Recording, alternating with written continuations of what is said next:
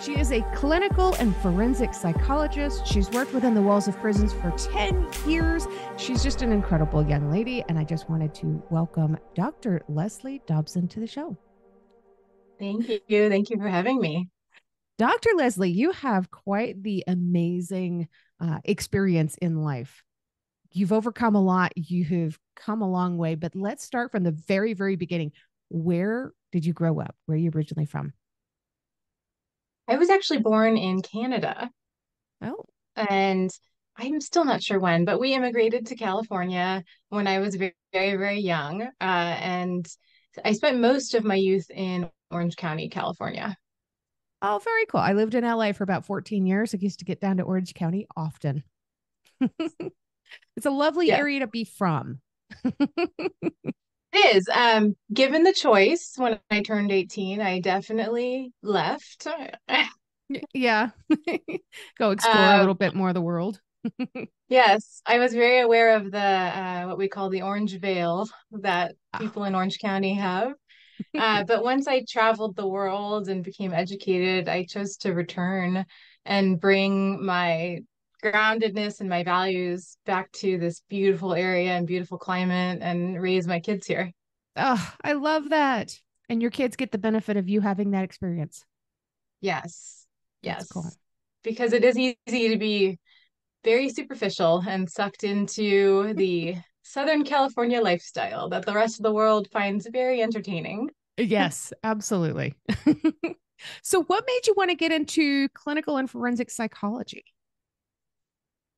I've always found it fascinating. I originally wanted to be a veterinarian, and I was in one of my veterinary classes, and the professor said, look to the left, look to the right.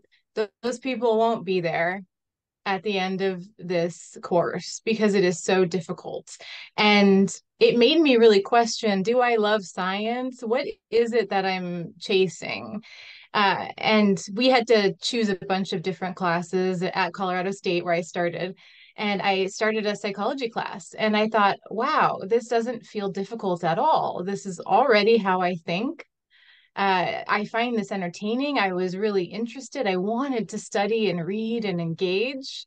And from there, it just snowballed into this crazy career of forensic psychology.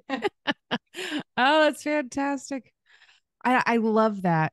And I know you had to overcome a lot of stuff to be able to get to where you're at now. What kind of traumas and experiences did you have to overcome? Definitely a lot. There's personal traumas and there's professional traumas. I didn't have the best childhood. I had quite a difficult childhood with a parental divorce, moving a lot. Uh, but when I started in my career, I chose some of the most dangerous settings to work in. And I didn't even understand trauma until I was one, hearing the stories of people who had been seriously traumatized in prisons and jails in their upbringings, but also firsthand exposure to violence every single day and feeling that I was stuck in these secure settings without control of the doors, surrounded by inmates or violent patients. And I had no authority. I was a visitor in the custody officer's home. Oh, yeah. And I felt very stuck. And I think in my life that has been the biggest theme of either being stuck in a career or being stuck in a situation. Like I went through fertility treatment for 8 years. I felt like I could not make a baby. So this theme of being stuck has accrued and is what I define as my biggest trauma. I do not like being stuck. I'm very reactive to it, and I have this passion to drive and move forward and never have a ceiling over my head. Wow. And when you're dealing with these traumatic uh, experiences that other people have had to deal with in their lives, did you find, especially early on, that this was triggering for you and it was bringing up a lot of stuff that you weren't quite ready to deal with? Oh, yes. It was very interesting because as you begin in the field of mental health, you don't understand your own mental health. So that's why they really highly recommend you see a therapist, right, as you're going through it. Um, but I quickly learned, my impact on my patients and their impact on me. And now I can turn it off. Now I can leave my work in the office and go home. But for years, I would take it home with me. It impacted my relationships, my sleep, my, especially when I was working in criminal settings, my sense of safety. I was very aware of the potential for danger all around me. How I imagine every police officer, FBI agent, fireman feels. I couldn't believe I was feeling that too. My ignorance got thrown out the window. Yeah, I mean, living in that constant state of hypervigilance is not really all that great for your endocrine system anyway, but oh my gosh, that's putting it on steroids. Yeah. Was, and I didn't have the coping skills to deal with it because I was so new in the career. I mean, my first clinical training was in the Los Angeles County Jail, which is one of the most dangerous and erratic facilities known in the world. There were stories that would come out of that facility. I didn't live too far from there for a little while when I was in LA. That was rough. You're always hearing some kind of alarms going off over there. Oh my gosh. So Yes, there were many, many riots, tons of violence, and you can't leave. You're in it with everyone else. And the thing about working in these systems is when stuff happens, when there's violence, you become an officer. It doesn't matter if you're a little psychology intern with no training in physical defense. It's all hands on deck to protect everyone. And yeah. that is a very vulnerable situation. So how did you overcome the lack of having a lot of job opportunities when you first started out? Well, for the first training experience, I didn't get paid. I didn't get paid for many years, or if I did, it was 20,000 for the year. Not a lot. Ouch. But I I told them that they needed training sites and I would tell them all the benefits that could come. So I went to a psychologist at the LA County Jail. They didn't have a training site. And I said, look, this is an incredible place to train. Can I help you put together a program? And of course, initially they were worried about liability. And so I did a lot of research and I showed them other programs in similar settings. And I said, look, let's get a program together and we can even help you with your work. We can make this a benefit for both of us. And the mental health team and the custody officers decided it was a great idea. And me and three others who I still talk to, psychologists, were the first to start training there.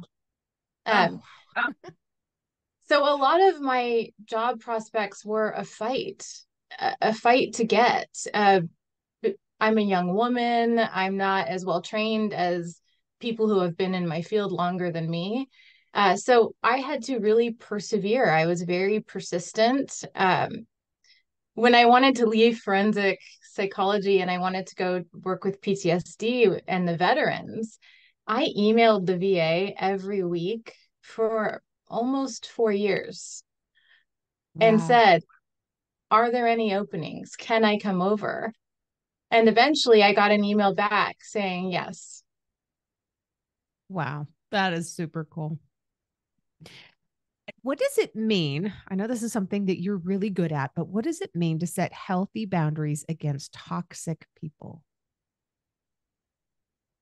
So this is the big part of the book the big reason I wanted to write the book. What I really noticed during COVID was that some people really enjoyed the relational part of COVID. They enjoyed having permission to stay away from people and especially toxic people, people that drained them, people that made them feel bad, just people that led to negative feelings within them or not the best feelings. And what I noticed in my clients is when we started to become more social and COVID was lifted, they jumped back into these relationships without keeping those boundaries up. And that's where this idea came from, to say, hey, we need to step back. We can't just dive back into this world. We need to be aware of the people around us, what they do to us, how they impact us, and how we show up in their presence as well. And we need to set flexible and appropriate boundaries that are ever changing so that we can preserve our best self. I love And that. in the book, I use the word energy a lot, that we can preserve our energy if we set appropriate boundaries that we're reassessing all the time. Very nice. I've had to cut a lot of toxic people out of my life, and I've known several friends of mine that are trying. And this is definitely something that people struggle with in huge ways. Yeah.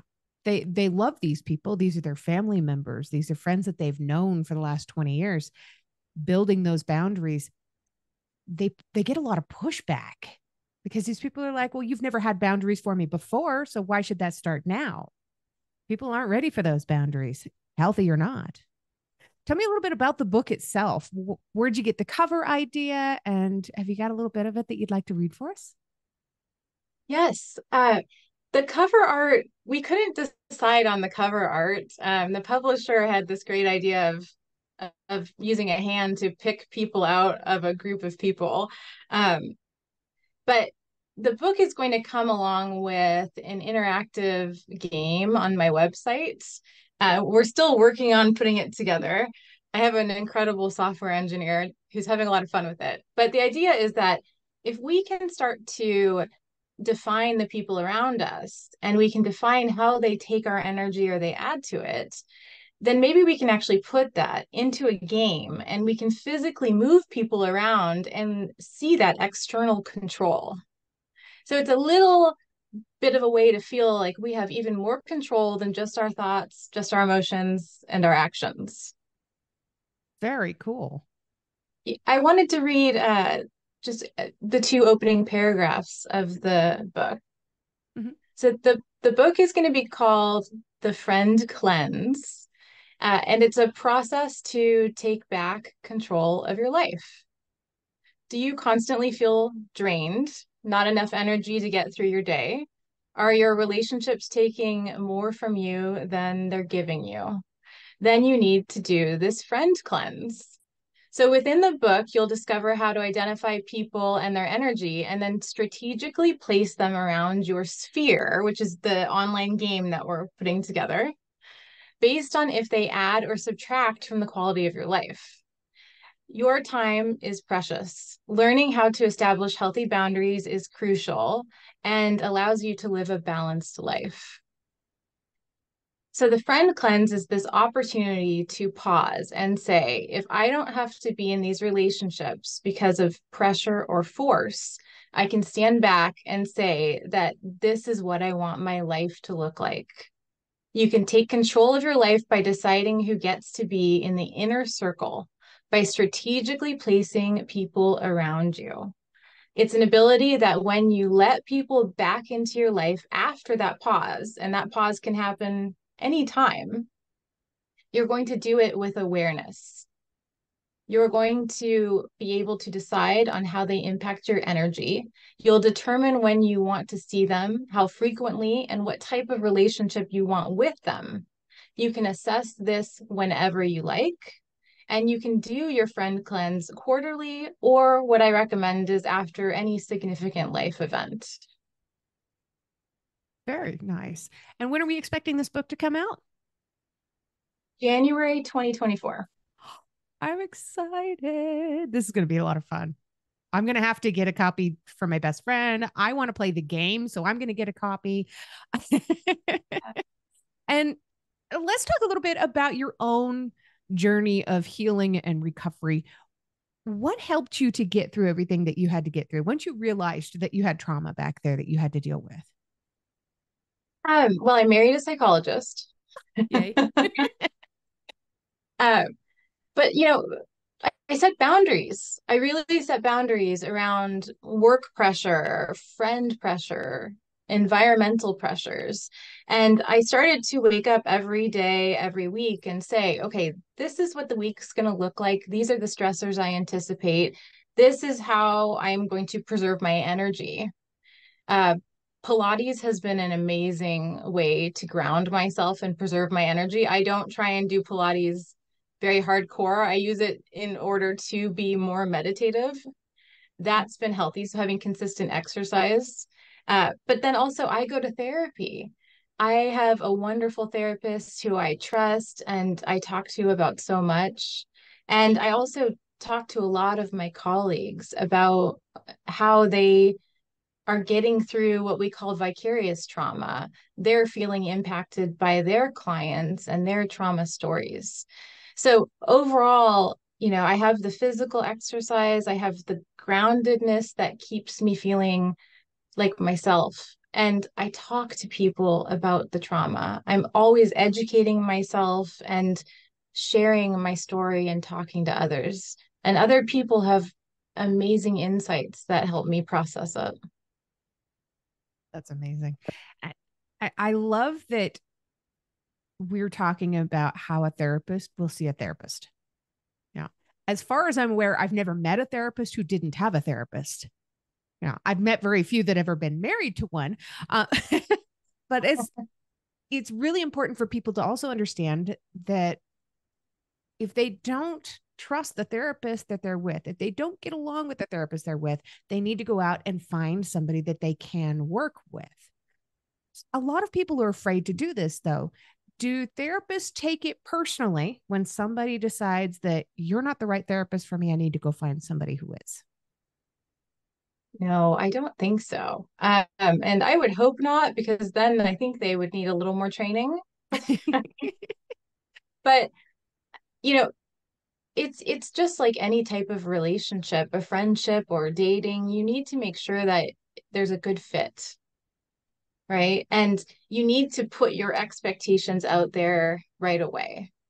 And what I find is that teenagers are actually the best at doing that with me. They will come in and so confidently say, "Look, I want a therapist who does this, that, and the other. These are my expectations. Can you meet that?" And it's amazing because when I have somebody who's around 40 coming in, they just kind of sit there and they let me guide, and I have to encourage them to say, okay, what are you looking for? What are our goals? What are we doing with this time?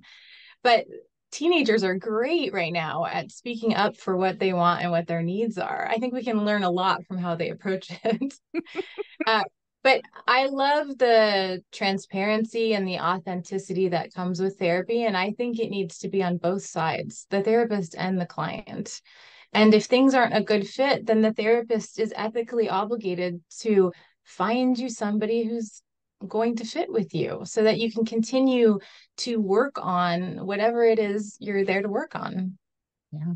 How often do you hear horror stories from somebody comes in to see you? Oh, I had this therapist. It was just terrible. And they don't trust you right out of the gate because of what somebody else has done.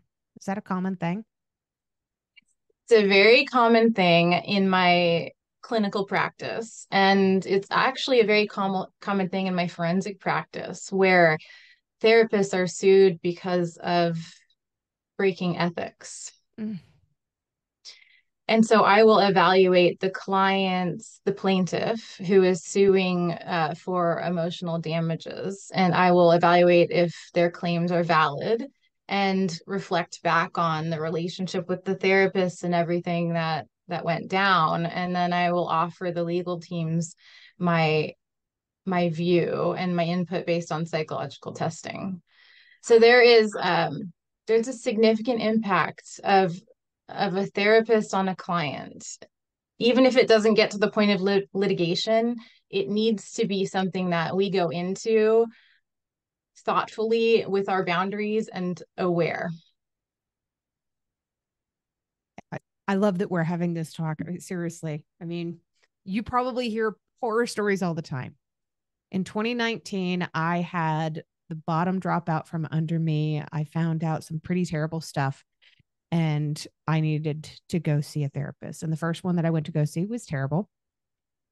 And she ended up, I traumatized her so much that she ended up leaving the practice. She was pretty new. Oh, wow. And I felt a lot of guilt for that. I was a survivor of human trafficking. I had already been through so much stuff. And what I Mm, needed right then was somebody that I could just weep to. I had all this toxic poison in me and I needed to get it out of me. And she was there. mm, But then they paired me up with another therapist who was somebody who had already worked with other survivors of trafficking. So she knew what she was getting into. She was trauma informed. She was practiced in this and she took it and she helped me tremendously. I I have to ask, how important is it that people seek out a therapist who knows how to handle what their specific needs are? incredibly, incredibly important. I mean, you might have a brand new therapist in the field, but they may be really good at the specific need that needs to be met. Or you may want somebody who's more seasoned, but maybe they've never worked with trafficking. What I find is I work really well with trauma and I work really well with first responders, being a first responder myself. And I work really well with their families. A fireman has a crazy schedule. I can really work well with his wife and we can figure it out. But that needs to be something that's discussed, what the therapist is competent in and capable of tolerating. In my career, I've heard probably some of the worst stories that exist. And I've always had the ability to hold the story and be in the story with the client and empathize and be present. And a lot of people can't tolerate it. It's So, I mean, hard. You're absorbing it all. you're absorbing it all, right? I mean, I've sat with cannibals, I've sat with serial killers, I've dug into what exactly brought them pleasure in that moment to assess what kind of threat they are going to be in the future. Wow. And, and at the time I didn't even get Botox. So it was just, I was just able to be there with them. I found it interesting. They are human beings at the end of the day. And how did they become this way? I wanted to figure it out with them, even if it meant my reports would lead to them being in prison for the rest of their lives. We were still in it together. Well, and that's such important work. We need to know who needs to stay in prison for the rest of their lives. And we need to know who has a shot at making it on the outside. Yeah. I love what you're doing. I think you are just such an awesome person. You're just so cool. So, Dr. Leslie, is it okay if I call you Dr. Leslie? If you call me Leslie. Okay. Have you always been an introvert or an extrovert? And do you feel like that's changed throughout your life at all? Oh, it's definitely changed. I think I was way more extroverted when I was more ignorant and unaware of the world. Yeah. But I have to be more introverted now because I only have so much energy to give. And people deserve my energy in my clinical practice, and I don't want to give it away to overly social situations that don't deserve it. So Yeah. I focus my energy on my kids, my husband, a few close friends, and I bring people into my practice and decide on what time I'm going to see them depending on my energy. And that's my priority and my focus. And if I know there's a big event coming up, I move things around so that I can really maintain being an ethical and strong psychologist for my clients. How do you celebrate your wins in life when something goes really well? It's not the best habit, but I love online shopping. Oh my. Sisters of the heart. I really love I really love consignment shopping and or vintage shopping. So Mm, I will, even if it's online, really digging out, an old Gucci purse that I've been in love with and finding it, even if it's broken and disheveled, and then getting it fixed. Um, but I love having that distraction of just zoning out from the world and looking at a project of even a even a beautiful purse that I'm imagining getting. Oh, But I play with my kids a lot, and I try and find their games not so boring. I try to get into playing Barbies. I never could, even as a kid. I don't know how you do it. More power to you, man. I'm going to do something I never do. I'm going to turn off my background image here for a second. Over here in the corner, I have a dress from 1947. Oh, I So love it. the whole vintage thing is totally my thing too. And here's a 1939 radio. Oh my gosh. So yeah, the whole vintage shopping thing, that's my little celebration also. Can't help it. Yes, it's such a great distraction too, and it's this inspiring search that is meaningful.